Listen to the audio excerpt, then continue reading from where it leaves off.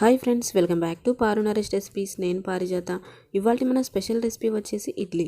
ఈ ఇడ్లీలను ఇడ్లీ రవ్వ లేకుండానే ప్రిపేర్ చేశానండి. చూడండి, చాలా స్పాంజీగా మెత్తగా వస్తాయన్నమాట. సో మరి ఇడ్లీ రవ్వ లేకుండా ఈ మెత్తటి అండ్ స్పాంజీ ఇడ్లీలను ఎలా చేశానో ఆ ప్రాసెస్ ఏంటో ఇప్పుడు చూపిస్తాను. మీరు ఓసారి ట్రై చేయండి. సో మరి ఈ మెత్తటి ఇడ్లీలను చేయడానికి ముందుగా గిన్నెలోకి 2 గ్లాసుల బియ్యం తీసుకోవాలి. ఇక్కడ నేను రేషన్ బియ్యం వాడుతున్నాను. మీరు కావాలంటే మామూలు రైస్ అయినా వాడుకోవచ్చు. 2 గ్లాసుల బియ్యానికి 1 గ్లాస్ మినపప్పు తీసుకోవాలి. అలాగే 1 టీ స్పూన్ మెంతులు యాడ్ చేసి ఈ పప్పుని శుభ్రంగా 2-3 సార్లు బాగా వాష్ చేసి తీసుకోవాలి. ఇలా కడిగాక ఇప్పుడు ఫ్రెష్ వాటర్ యాడ్ చేసి మూత పెట్టి పక్కన పెట్టేసుకుందాం. ఇప్పుడు బియ్యాన్ని కూడా ఇదే విధంగా వాటర్ వేసి శుభ్రంగా 2-3 సార్లు బాగా కడిగి తీసుకోవాలి. ఇలా బాగా కడిగి తీసుకున్నాక మళ్ళీ ఫ్రెష్ వాటర్ యాడ్ చేసి మూత పెట్టి ఈ పప్పుని బియ్యాన్ని ఒక 5 నుంచి 6 గంటల పాటు నానబెట్టండి.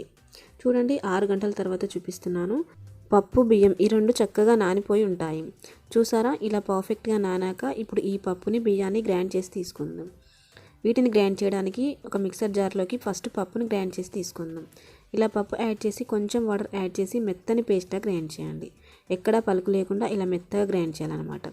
ఇప్పుడు ఒక గిన్నెలోకి ట్రాన్స్ఫర్ చేసుకుందాం. ఇప్పుడు అదే మిక్సీ గిన్నెలోకి బియ్యాన్ని యాడ్ చేసి కొంచెం వాటర్ యాడ్ చేసి గ్రైండ్ చేసుకుందాం. అయితే బియ్యాన్ని మరీ మెత్తని పేస్ట్లా కాకుండా కొంచెం బరకగా, అంటే అక్కడక్కడ రవరవలా కొంచెం లైట్గా తగిలే విధంగా గ్రైండ్ చేయండి.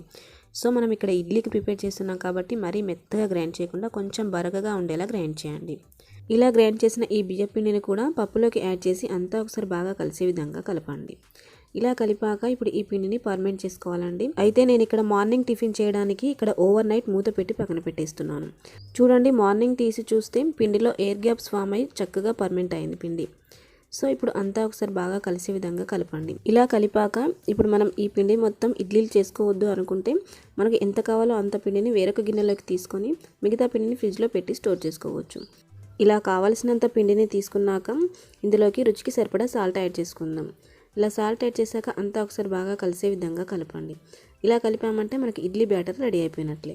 ఇప్పుడు ఇడ్లీ ప్లేట్స్కి ఆయిల్ అప్లై చేసి తీసుకోవాలి. మనకి ఎన్ని ఇడ్లీ ప్లేట్స్ కావాలో అన్నిటికీ ఆయిల్ అప్లై చేసి తీసుకున్నాక పిండిని ఫిల్ చేసి తీసుకోవాలి.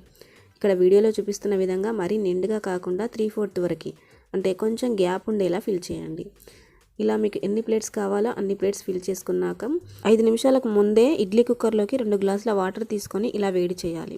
ఇలా వేడవుతున్న కుక్కర్లోకి మనం ప్రిపేర్ చేసిన ఇడ్లీ స్టాండ్ని పెట్టాలి. ఇలా పెట్టాక మూత పెట్టి ఇప్పుడు మంటని మీడియం ఫ్లేమ్లో పెట్టి ఒక 15 నుంచి 20 నిమిషాల పాటు స్టీమ్ చేయాలి. చూడండి, నేను ఇక్కడ ఒక 20 నిమిషాల తర్వాత చూపిస్తున్నాను. చేతితో ఇలా లైట్గా టచ్ చేసి చూస్తే పిండే మంటకుండా ఉంటే ఇడ్లీలు పర్ఫెక్ట్గా స్టీమ్ అయిపోయినట్లు. ఇప్పుడు స్టవ్ ఆఫ్ చేసేసి పక్కకు తీసుకుందాం. ఇవి దించిన వెంటనే సర్వ్ చేయకుండా ఒక 10 నిమిషాల తర్వాత సర్వ్ చేసుకుంటే ప్లేట్ల నుంచి ఈజీగా ఉడి వస్తాయి అన్నమాట. సో ఇడ్లీ రవ్వ లేకపోయినా కూడా ఈ మెత్తటి స్పాంజీ ఇడ్లీలను ఇలా ఈజీగా చేసుకోవచ్చు. ఇక్కడ నేను చేసిన ఇడ్లీలన్నీ వేడిగా ఉండడానికి హాట్ బాక్స్లోకి తీసి పెట్టాను. అంతే, ఇలా చేసుకున్న ఈ ఇడ్లీలను మీకు ఇష్టం ఉన్న ఏ చట్నీతో అయినా సర్వ్ చేసుకోవచ్చు. లైక్ పల్లి, కొబ్బరి చట్నీ లేక సాంబార్తో అయినా సర్వ్ చేసుకోవచ్చు. నేనైతే పుట్నాల చట్నీ సాంబార్తో సర్వ్ చేసుకుంటున్నాను. టేస్ట్ చాలా బాగుంటాయి. చూడండి, లోపల కూడా స్పాంజీగా మెత్తగా వచ్చాయి కదా. సో మరి ఈ ఇడ్లీలను డెఫినెట్గా మీరు ఒకసారి ట్రై చేయండి. ట్రై చేసి మీకు ఎలా కుదిరాయి అనే ఫీడ్బ్యాక్ని కామెంట్లో షేర్ చేయగలరు. ఈ రెసిపీ నచ్చితే లైక్ చేసి మీ ఫ్రెండ్స్కి షేర్ చేయండి. ఇలాంటి సింపుల్ అండ్ ఈజీ రెసిపీస్ కొరకు నా ఛానల్ని సబ్స్క్రైబ్ చేసుకోండి. Thanks for watching.